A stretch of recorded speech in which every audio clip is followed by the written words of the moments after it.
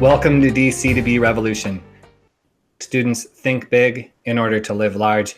I'm your host, Noah Volz, and today I'm here with Dr. Ben Glass. He is a co-owner of Shift Chiropractic in Oakland, California. And in addition to providing exceptional chiropractic care, he teaches foundation training, facilitates workplace wellness workshops, and supports at-risk youth with Hands for Life. So, Dr. Ben Glass, thanks so much for being here. Happy to be here. Thanks for having me, Noah. Yeah, well, I'm excited you're here. I'm studying at Life Chiropractic College West, and you're a graduate of there. And I also live in Oakland. We had a little earthquake last night. That was kind of crazy. But I wanted to ask you about the Hands for Life project. What is its origin story? And do you think there's any relevance there for chiropractic students? Sure. Yeah, the Hands for Life project was started by Ron Oberstein and his wife, his whole family, basically. And they had already been doing mission trip work and going to different parts of the world and trying to start up some of these projects that they now have as the centerpiece of the mission for the organization, which is to provide clean water, healthy food, chiropractic care, and education to communities that don't have access or that are at risk, so to speak. So the reason I really got into it was, as you know, we're getting out of school with a lot of debt. And I've always been driven to go on a lot of service trips. I've always been, when I first got started in practice, just to stay busy and keep my hands on people, I started volunteering at like a local community health clinic that was just providing different types of health services to homeless youth. So I did that for like a year and a half, 2 years. And then I jumped into this nonprofit, recognizing I was already doing service work, and I just wanted to get credit for it. Yeah, and I can really tell from the information online that you have that you are there to serve, and you're serving very marginalized populations. And I can imagine for myself and maybe other chiropractic students, there's a little bit of fear there of serving homeless people, serving these more marginalized populations that we may not have the communication, we may not know how to interface with those individuals. Can you talk about how you've been able to kind of break through some of those obstacles, or if maybe they weren't obstacles for you in the first place, and how you would recommend that chiropractic students can break through those obstacles? Sure. Well, just a little background. I am from a really diverse community in New York, not in the city proper, but outside the city, with a lot of people whose families' dream it was to move out of the projects to this more diverse, welcoming, more affordable area. And just growing up in a community where nobody had the same background, I got really used to just seeing people for who they are, which is just people. I wasn't really judging them based on their identity or their orientation. And so that's just like a big background piece, I think, that helps me work with people from all different backgrounds and helps me serve people on mission trips or in my community, take care of a really vast diversity of people. And it's actually my biggest passion is the diversity factor. That's why I'm in Oakland. Oakland is amazing for its diversity.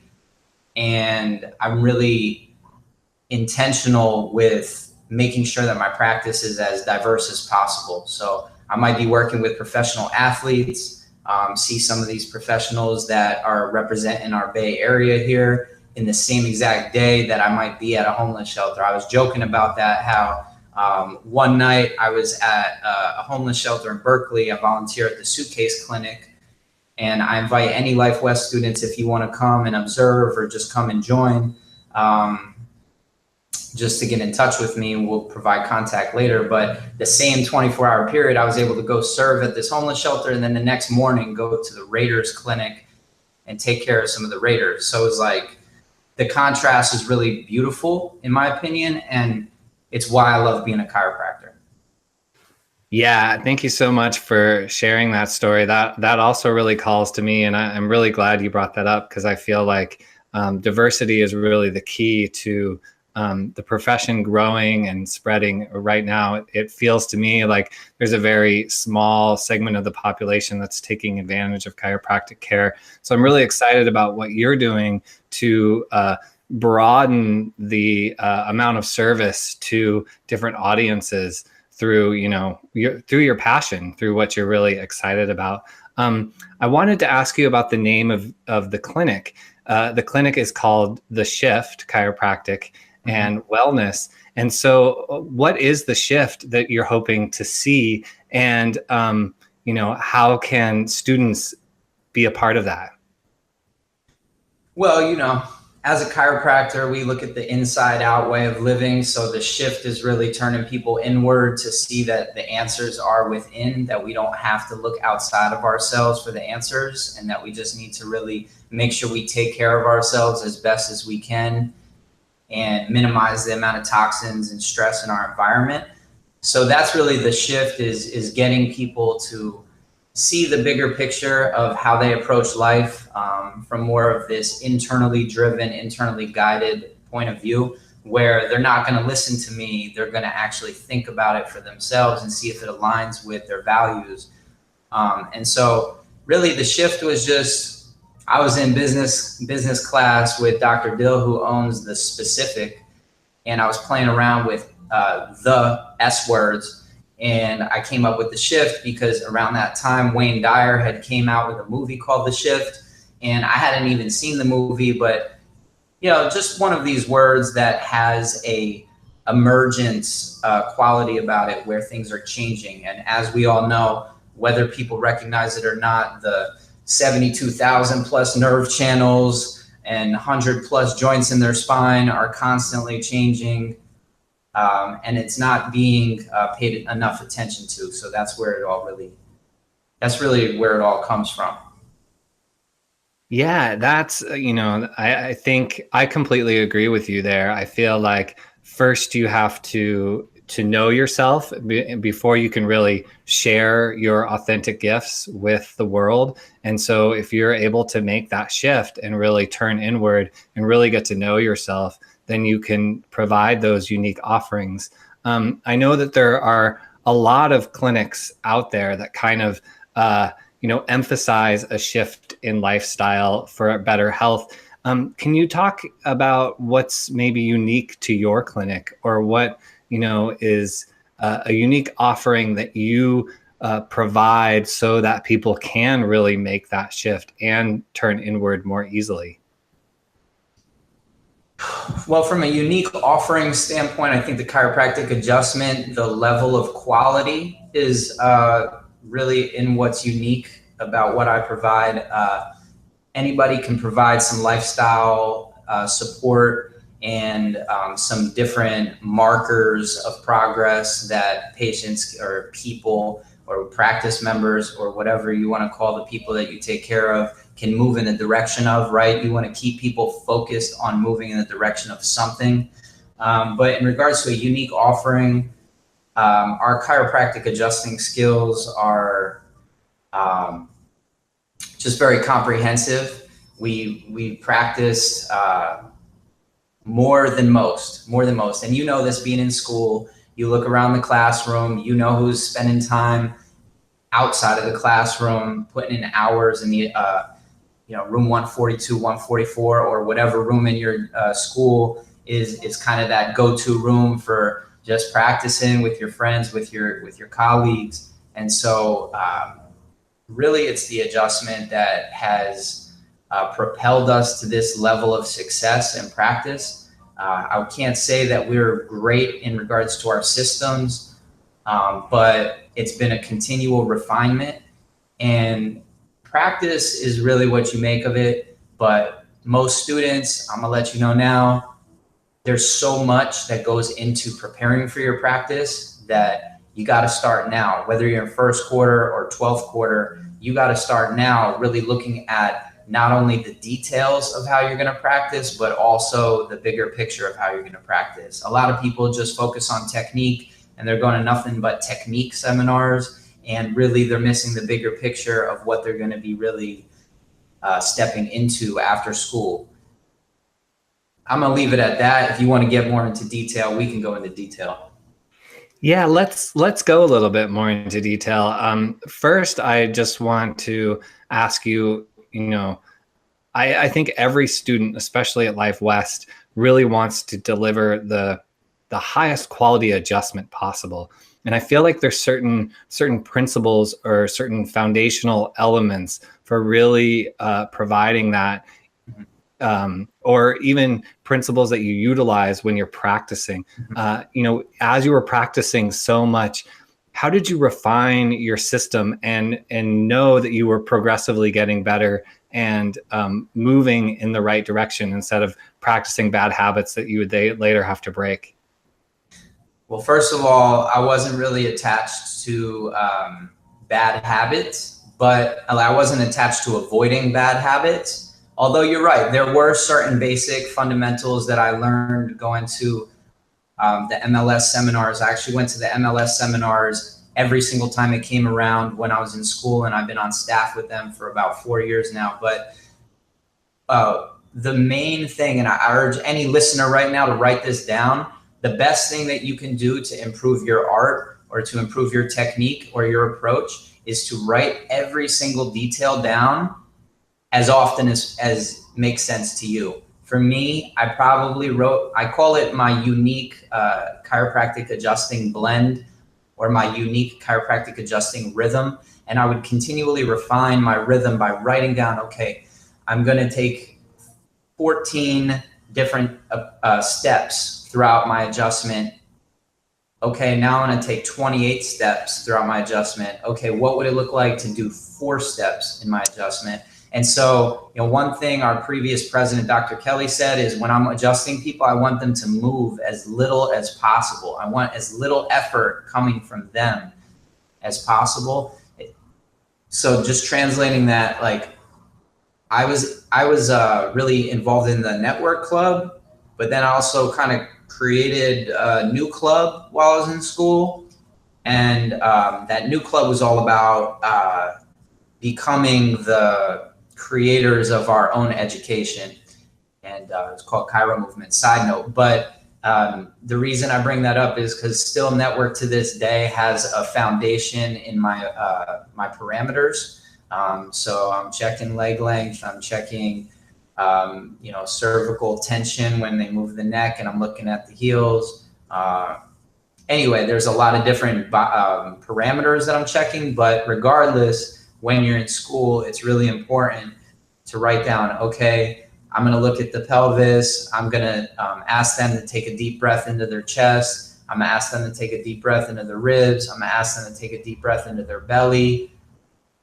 Then I'm going to check their leg length. I'm going to bring the legs up. Whichever leg goes farther towards the glutes is the more or however you want to orient yourself is the more. Whichever leg goes farther towards the glutes is the posterior side, and whichever leg doesn't go as close to the glutes is the anterior side. So I'm going to adjust the anterior side first, then I'm going to adjust the posterior side, and then I might do a stretch after that, and then I'm going to have them lay on their back, and then I'll do an anterior dorsal, and then I'm going to progress to maybe doing some extremities, maybe doing some legs or feet.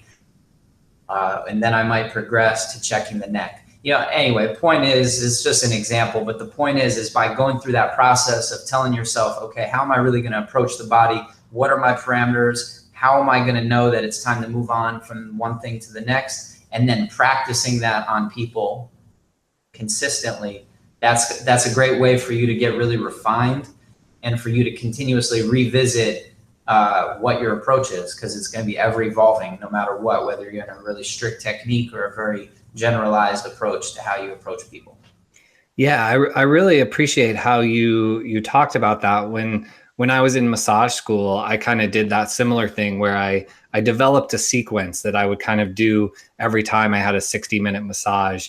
And of course, over time, as I learned new information, I would change and integrate. But initially, I just needed kind of a flow and a rhythm that I was really comfortable with, that made it really easy for me to go off on tangents and then kind of come back. And it was also very soothing for the individual because they kind of knew what to expect, so to speak. Like they as a long-term client of mine, got used to this kind of rhythm. So I love how you talked about that. And then I wonder if you could briefly talk about how you've kind of used those same parameters and that same rhythm to start to develop systems and to start to develop kind of a vision and mission. Because I feel like your vision and mission of service to humanity is really strong and really propelling you to do so much and create so much community. Yeah, thank you for that. In regards to recognizing patterns in people and establishing your own sort of rhythm and systems to meet those needs, right? You don't want to create your own out of ego. You want to look at what's coming in and then match what's coming in to your, match your approach to what's coming in. Or like when you're trying to find new patients or new clients, you want to go to where those people are at, right? You don't want to put all these things that you're passionate about out there into space, hoping that they're going to see it. You want to like position it in front of their eyes, right? Anyway, side note, but in regards to systems, there's just so many different systems in chiropractic practice, but to break it down, if we were to break it down into like 5 broader systems, you've got like how you bring people in, you've got your education system, how you educate them and keep them learning.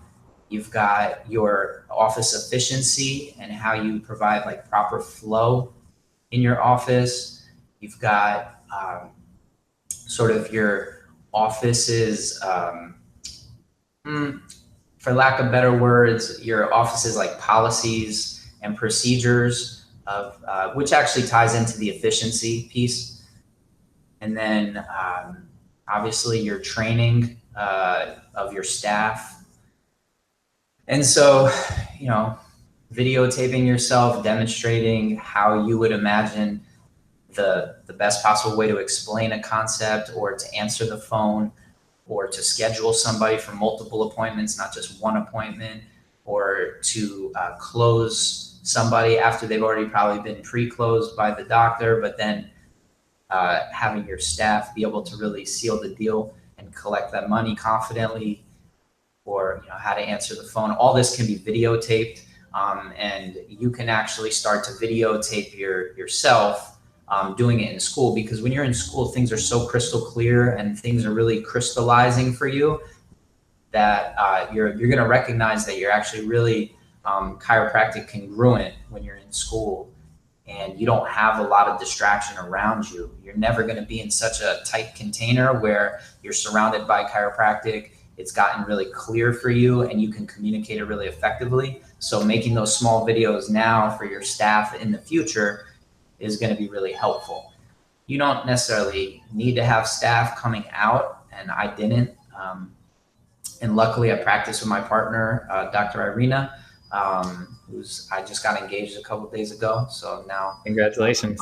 My life partner and business partner. And so that's a whole different set of stories to tell about what it's like to be in partnership in practice. But the first 8 months to a year that I was in practice here, she was still at Life West, and it was really challenging to get started. But I will urge everybody out there that the challenges that you face getting started on your own and not going into an associateship right away, but actually just seeing what happens. Maybe you have to go to multiple offices and spend some time with them, but not necessarily work for them or sign a contract for an extended period of time. Just get some systems in place. And it's amazing how grassroots on the street, being chiropractic on the street really helps you connect with people and helps people begin to like tiptoe into your office, and you start building momentum. So, definitely I'm a big proponent for starting your own practice out of school. You don't need to have more than probably $10,000. I like to say $40,000 for the whole year. You need 40,000 to get you through the entirety of the first year. That's all your rent. That's buying some like office software. That's having a desk, a computer, at least 2 tables, and a couple of posters on the wall, maybe a little bit of like educational equipment, like a model of, you know, the lumbars, or a model of the knee, or a model of the spine that you didn't get when you were in school. But I'm recommending that you use some of your extra money, if there is any, to buy some of these models while you're in school. It's equally as good of an investment as is an adjusting seminar, or a you know, any other seminar that's being offered to you, is to get some equipment that you're actually going to use when you get out into the world. Yeah, I feel like what I'm really taking from this is that it's never too early to start planning for the day that you actually walk across the stage, graduate, and your license is being processed and coming to you. That it, you know, now is the time while you're in chiropractic school to really figure out what it is that you want to do and start making the purchases, start you know, taking the classes that are going to prepare you not only to be you know, a really high quality adjuster, but a high quality communicator, a high quality business person.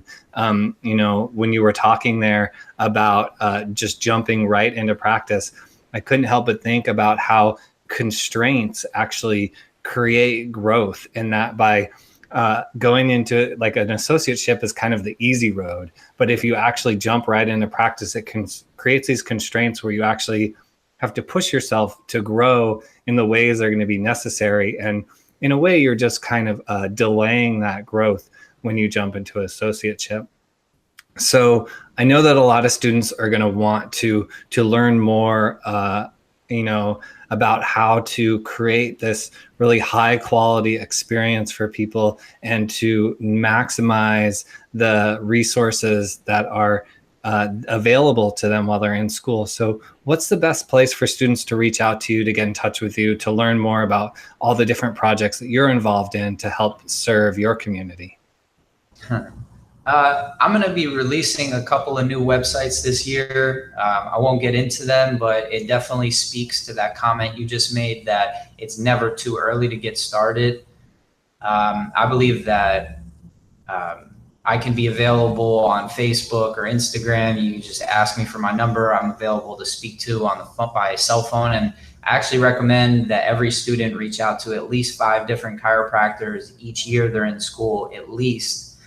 They don't have to be your mentors, so to speak, but you just have to have the right questions to ask them. So I have templates if you need the questions to ask, you know, different professional chiropractors, but you really want to start getting clearer and clearer by talking to, you know, more and more high quality practicing chiropractors. And there's a ton of them available to you. But yeah, I mean, my email is theshiftchiro@gmail.com. My phone number, you know, you can share that, or just ask me for it on Facebook. And yeah, man, obviously there's a lot more to talk about. This was just kind of a conversation being had, but if anybody has any more specific questions, or doesn't really have any questions, but is just kind of curious, I think it's really important to have a curious mind.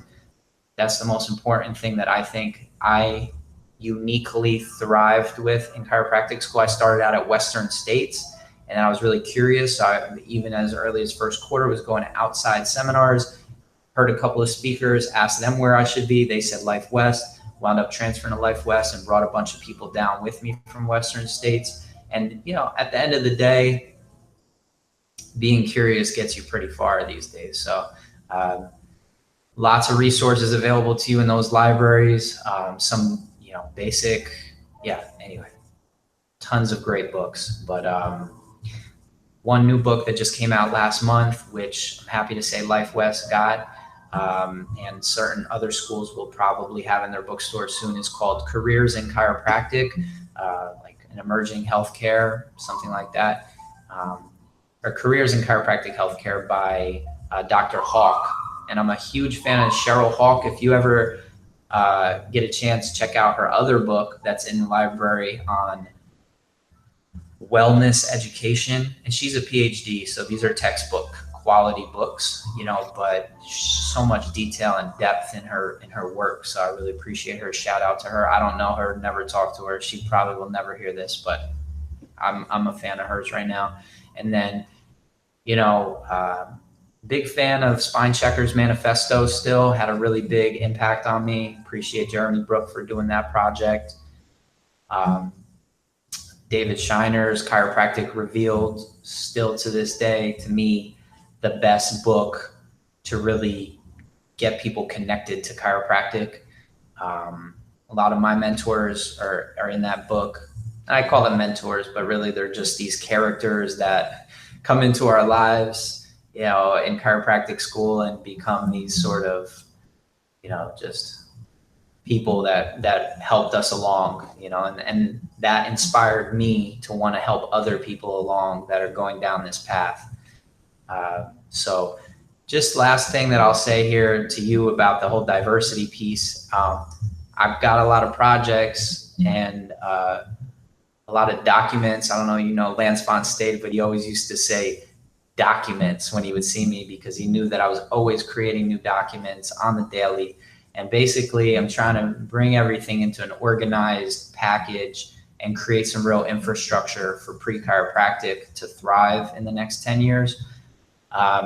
Won't get further than that, but then even going beyond pre-chiropractic, I've got a project called Urban Wellness Advocacy, where we're really trying to work with inner city at-risk youth, or not at-risk youth, but we've got a middle school program we're creating and a high school program we're creating to try and really educate on the premise that you don't have to be wealthy in order to be healthy. And there's a lot of self-health literacy that is lacking in today's educational system that we can really bring to the system as chiropractors that have diverse backgrounds. We need more diversity in the profession. And so we're going to be bringing that program to local community colleges and trying to really promote pre-chiropractic to historically Black colleges and more inner city state universities, not so much so the Ivy Leagues, although that would be cool for some PhDs to come into the program or to the profession, but really just trying to get more diversity into our profession. Because like you said, we're not really relevant because we don't really look relevant. We don't sound relevant. We don't know how to relate in a relevant kind of way. And so until we're culturally relevant, chiropractic is going to be maintained on the fringe. We just, in our offices, taking care of however many people we want to take care of. I don't know about those high volume practices. They must have a ton of systems, because for me, 100 a week is comfortable.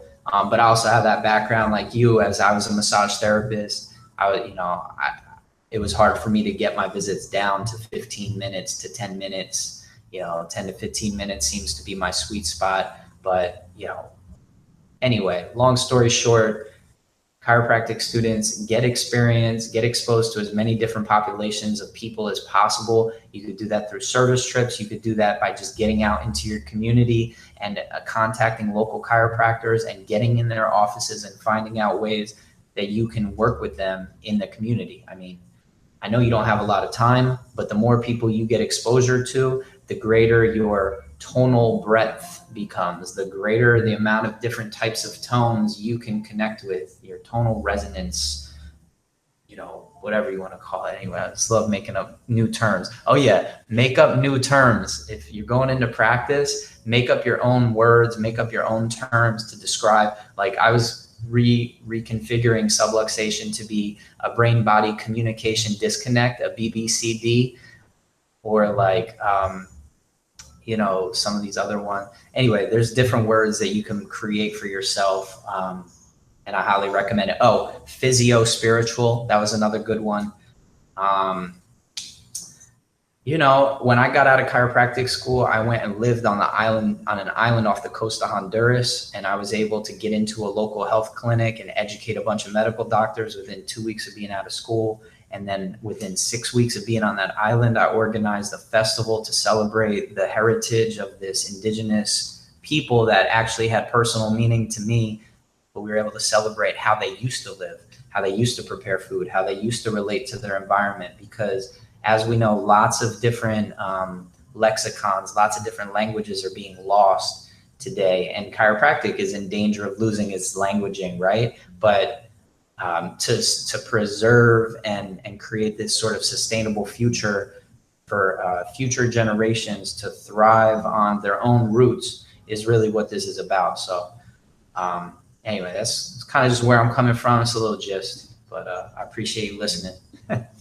Yeah, and I appreciate you sharing. I feel like you shared so much that's relevant and important. And I'll put those books in the show notes. I'll put some of the the modal or the training programs or that you mentioned in the show notes. And really, I think this is such a valuable and important conversation that we're having. And I'm so glad that you kind of went off on that tangent and just talked about all the different ways that we have as chiropractors, as chiropractic students, to really connect, to be proactive, to engage in our communities, right, in the larger spectrum of healthcare, since we are actually working with health as opposed to sickness, and then creating our own vision, creating our own authentic offering of whatever it is that speaks to us, and creating a whole new language around that.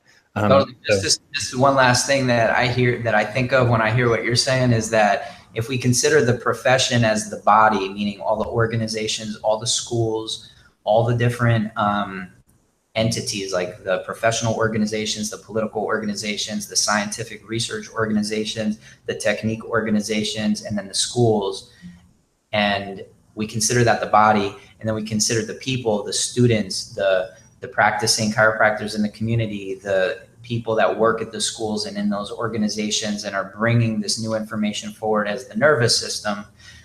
I believe our biggest subluxation lies in that process that happens in college when a student in a pre-professional health program is trying to figure out what they want to do with their lives and don't really understand what's available to them. They just think pre-med, pre-PT, maybe optometry, physician's assistant, and nursing are their options, and they're not really aware of chiropractic. And not only are they not aware of it, but when they do get exposure to it, it's so minimized that they're just like, oh, there's really nothing for me to study there. So the more we can provide for college students that are forming their understanding and provide opportunities for those pre-chiropractic students to have common experiences, shared experiences, then students can enter into any school having been exposed to chiropractic science, philosophy, art, business, communication. They can enter into school with these shared experiences, and it will change the dialogue between the schools. It'll change the dialogue between the organizations and the students. And students will just be more aware and exposed when they enter chiropractic school, because they will have gotten that exposure before they made that $150,000 decision. You know what I'm saying? There's a lot of people that go to chiropractic school and have no idea what they were getting themselves into, and then have some buyer's remorse on their tuition, and they're $60,000 in debt. They dropped out after 5 semesters, and they're like, screw this educational process, because it's not being transparent enough. So if we could clear that interference, which is there being a lack of infrastructure on the college level, and provide opportunities for a student to start their own pre-chiropractic club as though they're starting their own practice in the real world, and actually gain that experience of being successful, connecting with fellow students, and having a message to share where they're able to bring them into their pre-chiropractic practice or club or organization, whatever they want to call it, and have that experience, that entrepreneurial experience. Then they're going to come to school being like, okay, let's do this. I'm ready to be an entrepreneur. And whether people realize it or not, chiropractors are entrepreneurs. And then the second thing is that chiropractors can be pre-chiropractic students have a lot more time than chiropractic students. So they have time to go out and work with local chiropractic clinics that are near their campus and do a little apprenticeship that we can structure and facilitate, so that they're learning the 25 different some odd skills that you learn, not in chiropractic school, but out once you start practicing. Or if you are in chiropractic school, you can go visit offices. This is what I'm talking about. Like, go and learn how to do a screening, go and learn how to set up a talk, or how to set up a screening, or, how to facilitate, a lot of different things. I won't get into details, but these are the types of learning activities that can really bring the profession together moving forward, is focusing on college. And that's, I think, how our profession is going to win. You know, Sun Tzu, divide and conquer, art of war. If you really want to kind of emerge as the #1 doctor for health and well-being, you got to show up where these people are at and trying to do their own research and be there and be really clear that, hey, this is the main differentiator, right? Like chiropractic, we're about epigenetics, we're about allostasis, you know, we're about salutogenesis. You know, salutogenesis is focused on health and well-being. Epigenetics, we know about that. Allostasis is how our environment affects our physiology. Showing them the new research. You know, I'm a big fan of James Chestnut's, all 5 of his books. Went through his program after I graduated, but also started studying his stuff before I went to chiropractic school, and I still chose the wrong school. But I at least went to his scientific and philosophical validation of chiropractic and the wellness paradigm seminar, that first seminar, before I went to chiropractic school. What if everybody got exposed to that information before chiropractic school? So anyway, that's where my vision's at. That's what I'm hoping to bring to the world, or at least be a part of bringing to the world. And I know I got your help. I know I got your support, but we need to, you know, just be humble and follow through with it. Because I honestly have had this idea since I was in 3rd quarter. I've been working on it for 7 years. It's been really hard to come out of the proverbial shell of like, is this good enough? Am I worthy to represent the profession? Am I able to? But, you know, Reggie Gold, when he was in his last year of living, stood on the stage at the Wave, the first Wave, and shared that one of his biggest measures of success in his life was that he created like 121 chiropractors, like, to go to school. 121 is not that many in today's world, you know. So if Reggie Gold sees the benefit of his life, then, you know, the gift of his life being given chiropractic to these 121 people that otherwise wouldn't have had it, what's the potential that you and I have now that we have Facebook ads and Google Chrome, you know, these Google Chrome Hangouts and, you know, funnel pages, and, you know, it's ridiculous. So anyway, I hope that we can double or triple or quadruple the profession. I think it would be dope. A lot of people have a bitter taste about chiropractic school. I didn't really enjoy it in the class, but you can ask anybody. I was in class less than any other chiropractic student at that time, but I knew the name of every person on the campus. So it was like, you know, basically about connection and going to, like you said, what serves you, figuring out where your strengths are and just trying to really strengthen those strengths, right? Yeah. Completely. And thank you for all the kind of grassroots organizing that you're doing. And definitely we'll have to get you back on the show when you launch these projects, because I know that I personally would love to get involved, especially since I'm living in Oakland. And I know there's a lot of students who really want to, who haven't recognized that they have a similar vision to what you have. But as you articulate that, I'm sure there's a lot of students that are going to want to get on board with that vision. So I'll go ahead and close the show. This has been a production of DC to Be Revolution, helping chiropractic students think big to live large. Please subscribe to the channel, leave some comments below, share it with your friends. And Dr. Ben Glass, thanks so much for being here. Peace.